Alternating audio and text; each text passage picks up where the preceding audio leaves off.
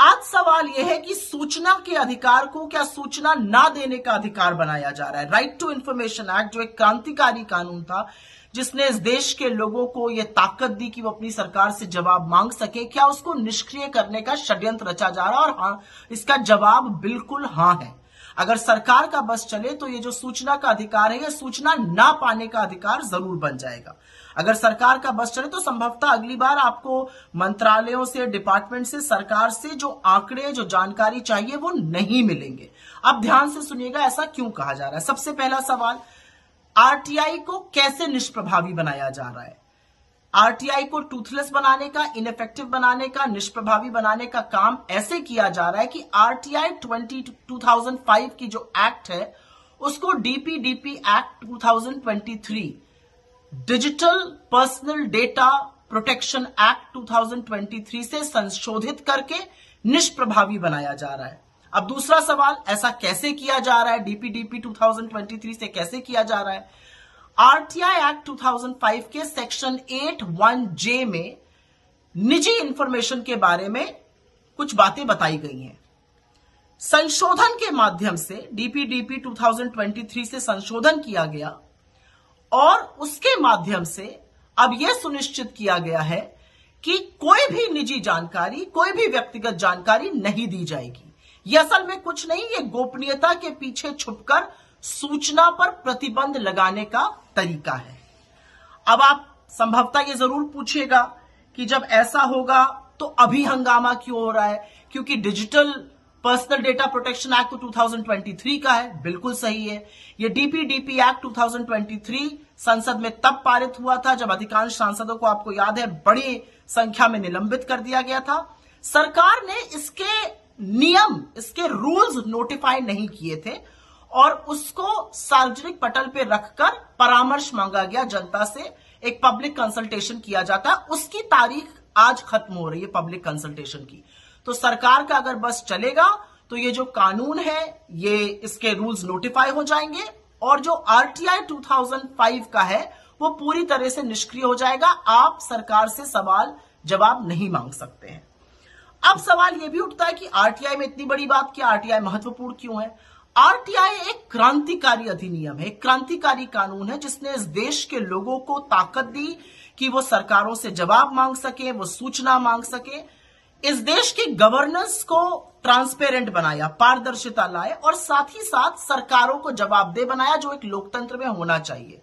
RTI के माध्यम से बड़े बड़े भ्रष्टाचार उजागर हुए। आरटीआई के माध्यम से पॉलिसी में नीति की खामियां उजागर हुई। आरटीआई के माध्यम से तमाम ऐसी जानकारी मिली जिससे पता चला कि कौन वंचित रह जा रहा है। आरटीआई के ही माध्यम से बड़े बड़े मानवाधिकार के जो उल्लंघन होते हैं या जो नियमों का उल्लंघन होता है वो पता चला। आरटीआई के माध्यम से राजनेता हो गए या ब्यूरोक्रेट्स हो गए या जजेस हो गए, उनकी कितनी कैसी संपत्ति है ये सब भी पता चली। और आरटीआई ने लोगों को जो शक्ति विहीन थे उनको शक्ति दी, शक्तिशाली बनाया।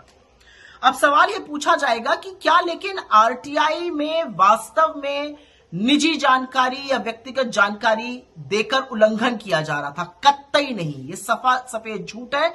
सेक्शन 8(1)(j) पूरी तरह से कहता था कि अगर जो जानकारी मांगी जा रही है वो पब्लिक एक्टिविटी, मतलब कोई जनहित में या किसी जन कार्यक्रम की नहीं है या इससे किसी की प्राइवेसी का, इससे किसी की निजता का उल्लंघन होता है तो वो नहीं साझा की जाएगी। ये प्रोविजन था उसमें और ये बिल्कुल मनगढ़ंत बात है कि उससे किसी की निजता का हनन हो रहा था।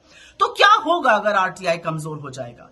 सबसे पहली चीज होगी कि आपकी ताकत चली जाएगी सवाल पूछने की। सबसे पहली चीज होगी कि कौन से वो बड़े बड़े पूंजीपति थे जो इस देश का करोड़ों रुपए डुबाकर विलफुल डिफॉल्टर बनके भाग गए। आपको नहीं पता चलेगा कि कौन से पूंजीपतियों ने कितना विलफुल डिफॉल्ट किया।